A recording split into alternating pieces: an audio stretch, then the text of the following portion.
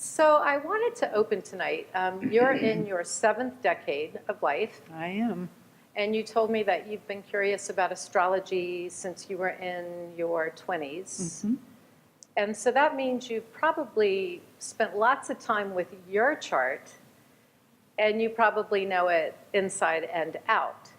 What I want to know is, knowing what you now know in your 70s, looking at your chart, has it been a guide that has totally hit its points as you would have expected it to, understanding it at the level you do? That's a great question. I love my language. I love the astrological language.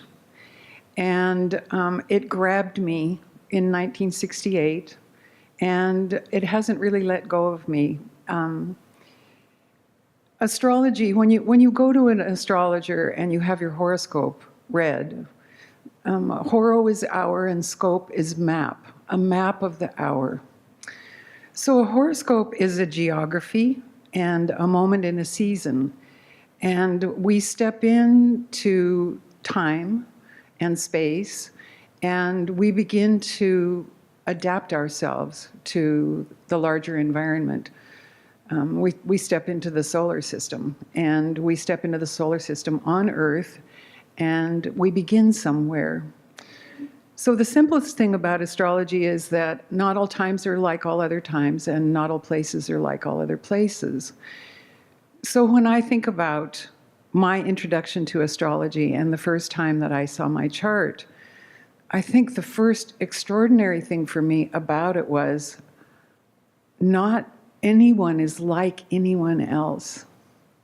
It was such a revelation to me that there was this idea that there was a field of possibility out of which something individual arose, and that you could know it, and that how it arose for you wasn't how it arose for your spouse or your best friend or your child. My son was 2 at the time.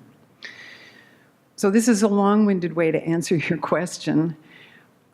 I am who I am, and astrology really helped me understand where I began and how to go on. What I see now, and that I'm learning, is that astrology, like any topology, so as some of you know, I'm very interested in the Enneagram now. I've always been very interested in Jung and Jungian typology. Most of you have probably had a chance to, if you're in the corporate world, to have Myers-Briggs. There are a lot of ways to describe the self. And then there is the field of all possibility. So what I have come to now in my 7th decade of looking at my own chart and watching my arc of development is that I'm both who I began as, that's inside me. You know, I have this corny phrase borrowed from the great Jungian James Hillman.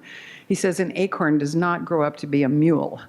And so I'm in my oakness now, and it is absolutely tied to the pattern and the adaptation of my origin, which is deep inside me, but it doesn't limit me. It's a beginning.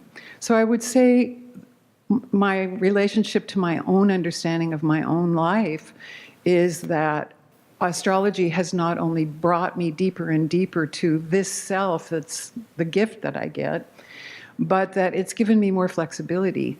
Because when you sit down with 4 or 5 people a day, 5 days a week for 50 years, you get to hear a lot of really amazing stories about how other people live their life and live their stories and live their adaptation. And every horoscope has 360 degrees of space and time.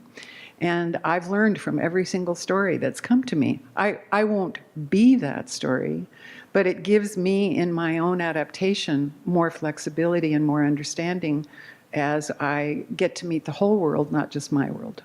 And in your chart, I know you're Virgo sun. Yes. What is your moon? I have a Taurus moon. And your ascendant? And I have Aquarius rising.